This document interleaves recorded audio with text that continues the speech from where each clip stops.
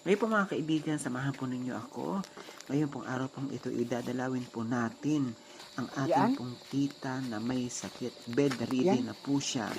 Simento At man baga. nakikitira lamang po sila Simento man ano? sa amo ng ating pinsan, sa amo ng kanyang anak, no? Na pinagawaan lamang po sila ng kubo-kubo. Ayan, humihingi po ako sa inyo po ng tulong. Kasi nga po mga kaibigan, walang-wala din naman po sila. Gasino na po yung sahod ng asawa ng pinsan ko.